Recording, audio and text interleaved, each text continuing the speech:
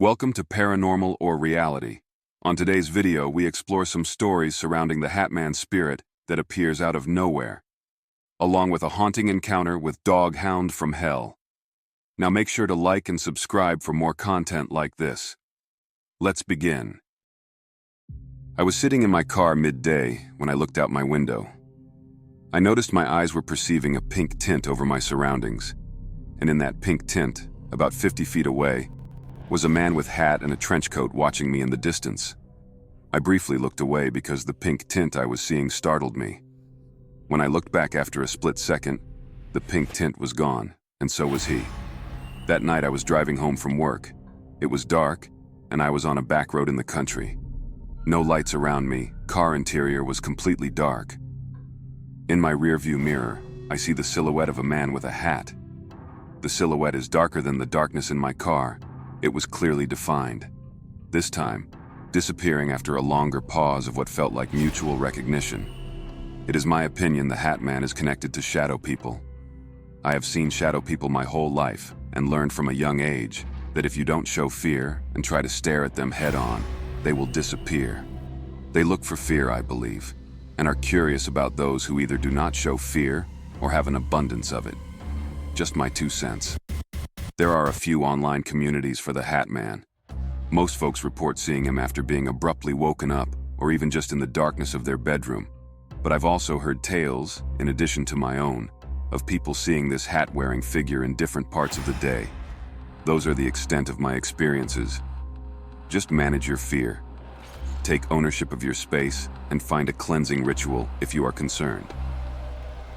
My friends and I like to explore abandoned buildings. One day we go to an abandoned school where a murder took place. Only me and my buddy could get inside the first time, so we walked around a little to check it out.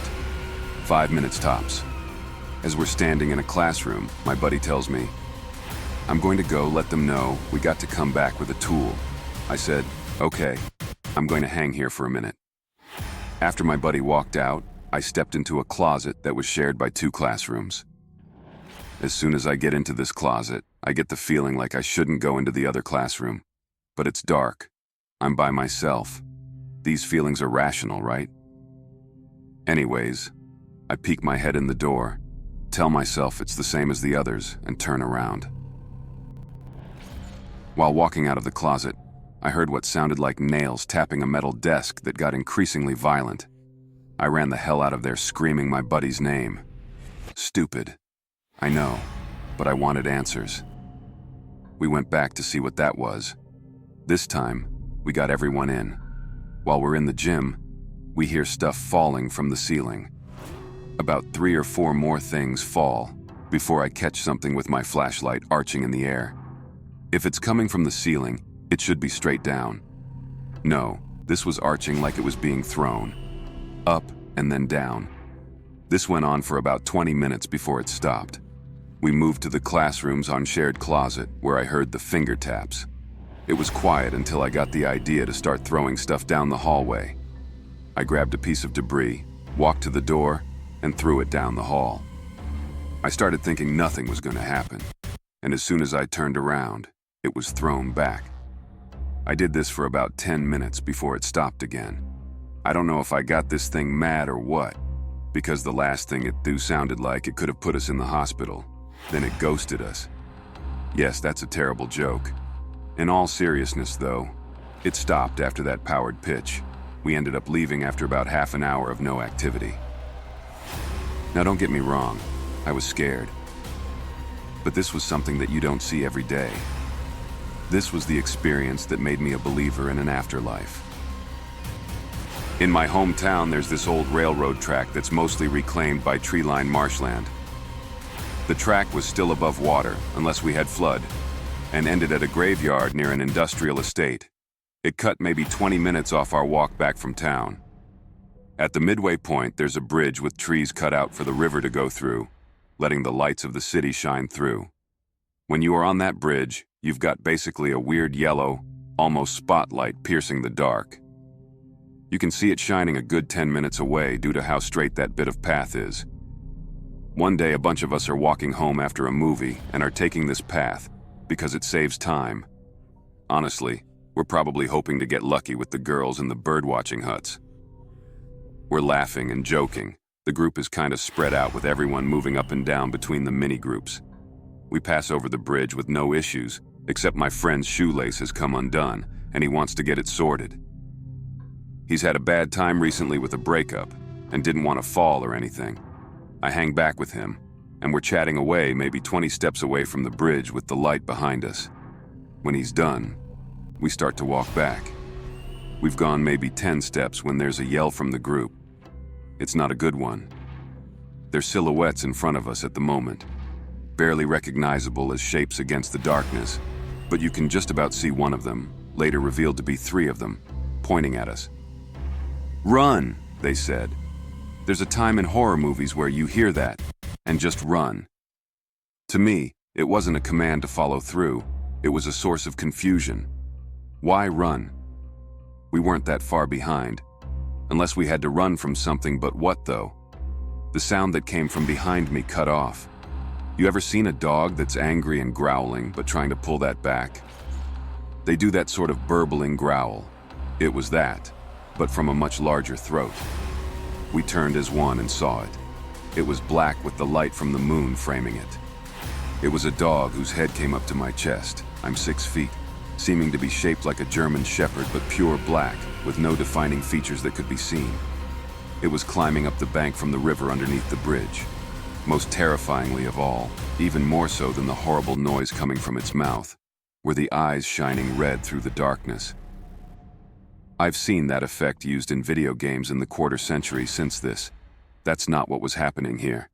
There was nothing burning or reflected. Hell, the lights were behind it. Just the eyes themselves that seemed to be red and drawing attention as the only color visible. We ran. How could you not? We caught up with our now screaming friends. We all ran from this gigantic thing, from the depths of a hell none of us believed in. Then we looked back and saw this creature wasn't following us. It stood in front of the bridge, seeming like it was convulsing. Its head turned away from us, then back to us, its eyes shining even at that distance where we felt somewhat safe. It stood there, rising onto its hind legs and standing like a man. Finally, it let out the thing it had been holding in, a deep and guttural roar that felt like it physically gripped my spine. It just stood there on its hind legs, seemingly not struggling at all like dogs do, just comfortably standing like a man and letting us know we were lucky this time. We got out through the graveyard, almost like a military operation, keeping an eye on all the directions we might be attacked. We headed back to town the long way and to the police station, telling them what we'd seen. We got a lecture on drugs and told to leave off before they arrested us for wasting their time. Nobody we spoke to believed it, so we stopped telling the tale because it just hurt our credibility. I don't know what I saw that night. I for sure know what it looked like and have described it as best I can here. Maybe a dog and its owner out for a walk. We saw them at different times. Maybe the owner wore contacts and caught an odd reflection in the same way the eyes of his pet must have. Maybe a train went along the other lines half a mile away in the quiet of the night as that dog barked, and it picked up as one noise to us all. We've gone over it so many times, come up with so many explanations for everything that make perfect sense if you think about them.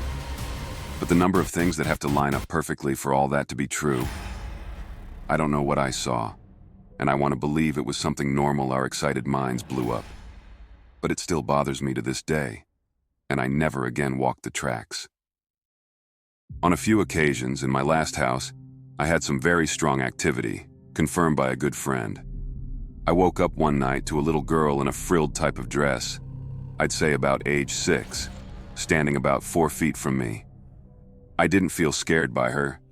She just seemed like a kid that goes into their parents' bedroom looking for company or something. Later on, when I was pregnant, she got brought up again. My friend asked about a little girl that kept running up and down the steps and that she was excited about my baby.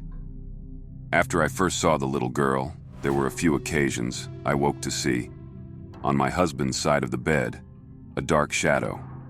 The location varied, so did the shape. The only consistent thing was that it was on his side and seemed to be focused on him. When my husband was away for work, I was getting increasingly uncomfortable in the house, always feeling watched or feeling like it was not at all friendly. The feeling kept getting heavier and darker. I had friend over to cleanse my house and removed all entities, including one she identified as a witch. She referenced Salem and a child passing away in the home. After the cleansing, the whole house instantly felt lighter, happier, and calm. Not at all scary, but around the same time as the cleansing, my friend said there were elementals present. I actually expected this, as whenever I'd sit on the couch with my son, he'd laugh at a beam on the ceiling. She confirmed what I expected, that there was one that liked to play peekaboo with him. There were others that liked my plants too. I just learned to leave with the remaining spirits. Thanks for tuning in. Watch another video if you dare.